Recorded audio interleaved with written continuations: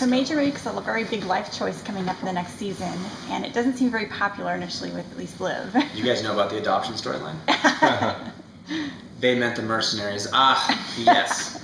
He does. I think it's a combination of him doing something that he thinks he can find some value in, and also his options are kind of limited. It's not like he's the hottest prospect on the job market, but with the whole chaos killer thing chasing him around, so looks like little mercenary work will be in old Major's future. And it's my fault. Yeah. You're the reason. What? Is he all in, or I mean, yes, it's a place that accepts him. All in. He's pot committed. He is all in. No questioning of like sort of the philosophy or ethics of. It wouldn't be Major if we didn't muddy the waters a little, but I think it's safe to say that he definitely finds a place he gets comfortable. The chaos killer situation plays out a little bit in the premiere. Is that something that sticks with him and kind of follows him throughout the season, or is it kind of just in the premiere? I think that's a pretty heavy stigma, so it doesn't quite go away. No, it's something that he, unfortunately, is sort of affecting every area of his life.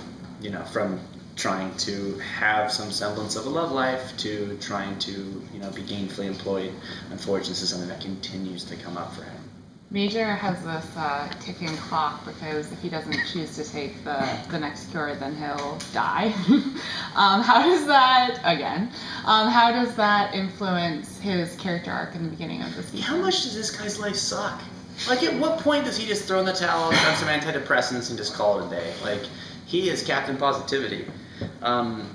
What was your question? I guess how quickly is that going to come into play, him trying to decide what his next move is with the cure? Well, I think without giving away too much, it is something that is very much a ticking clock. It's not something that as a long-term could potentially happen. I think it's something that's become very real, and that he is going to have to make some serious decisions about it, in the near future, because it's a matter of, is he going to lose all of his memories potentially, or going to roll the dice on maybe dying? I mean, he doesn't really have a great option, at least where we see him at the season premiere.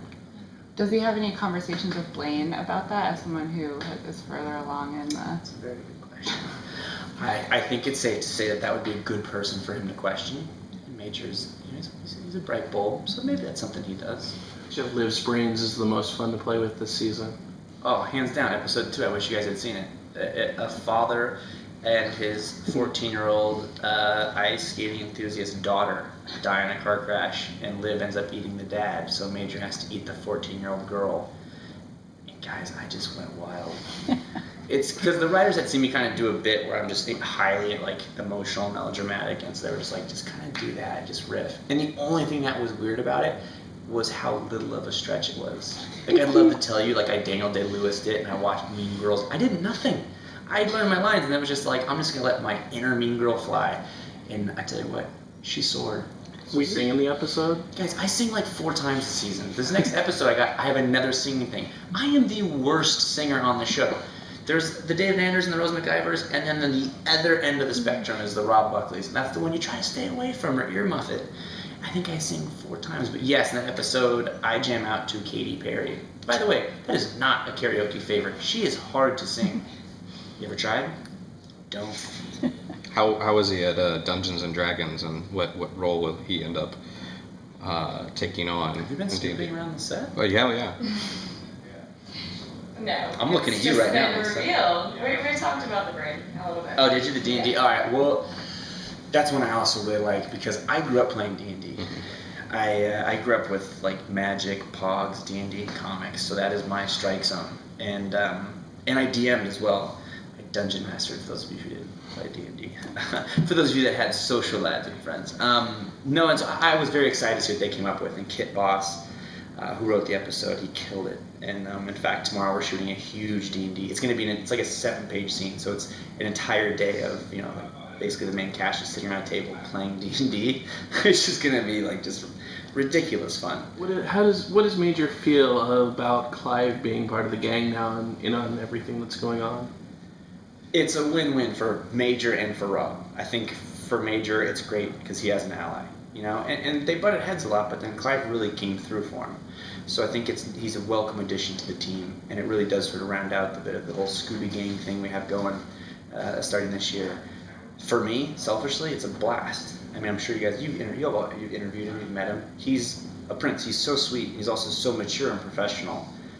I am the polar opposite of that, and being around him just exacerbates that. And what that ends up being is just, I am so unprofessional and juvenile around him, and it's so much fun for me just to try to mess with him during takes. There's a scene in episode 2 when I'm on Teenage Girl Brain where I had to, every take I had to be like, you know, and she was holding the phone like this, and I had to point the phone at his face, and so before every take, I would try to take like a really bad photo of my face, like all my chins, or I'd like take a really up close picture of like the folds in my hand, and it would just look really weird and creepy. And it took like 3 or 4 takes, but I finally got him, because he's tough to get sometimes, and it finally got him one where I gave it to him. He was really trying to hold it, and he just, what is that, Bucks? Hand, bro.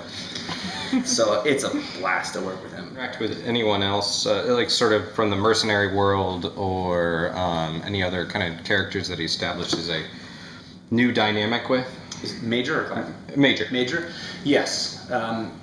As opposed to sort of just kind of a tangential storyline, it is sort of the major through line of Major's arc this year, sort of this journey he goes on with you know, this firm and with these fellow soldiers of his. And so we'll meet a couple people on the way who do become important players in his story and in his world, and we'll come to know other people in the show.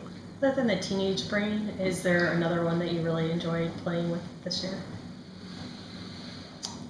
I mean, all of them are fun for one reason or another.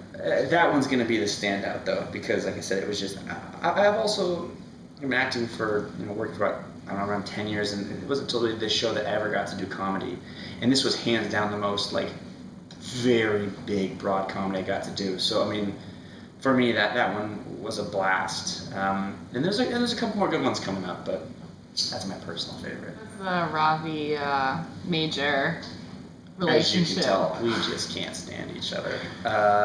It's awesome. Mm-hmm. It's great because so many relationships on the show have just become effortless because the cast really does get along so well, and so it is a treat that we're getting to interact so much because we have a great, I think, off-screen rapport chemistry that just sort of lends itself to this sort of familiarity. And so when we have a lot of the sort of Ravi Major bromance stuff and hijinks and a bit of adventure stuff going on this season. And it's just so much fun to do because we're not having to do a whole lot of work, and some of the situations we get put in, they're absurd, but they're also like the absurd stuff that we do on a day-to-day basis in our real lives. So the writers, it's really credit to them how well they can write to each of the actors, sort of speak and their characteristics, their mannerisms, and also just the relationships. And so I think the whole Ravi Major thing, it is also, it's so closely parallels our real life relationship that for me, it's a blast, and luckily there's a lot of it coming this year. Can you tease a specific hijink? There's one I'd love to, but Lisa would yell. What did you guys tease a specific what? Hijink, is that a word? Just a specific Major Singular? Ravi moment. There's one from 6 that would be awesome, but I can't. Hold on. Oh, yeah, I mean, well, first, yeah, Major giving Ravi love advice on Peyton while on Teenage Girl Brain. So it's basically a 14-year-old girl being like, is she the most selfish person in the world? And then on the turn of a dime, he's then screaming Katy Perry in his face and being like, this is so you and Peyton. So that, and just watching how just play off that and just being just, what? It was so great because it's just like one extreme and the street man. And so, yeah, he killed that stuff. Does he get some digs in with Ravi because Ravi's now in the love triangle? Oh, yeah.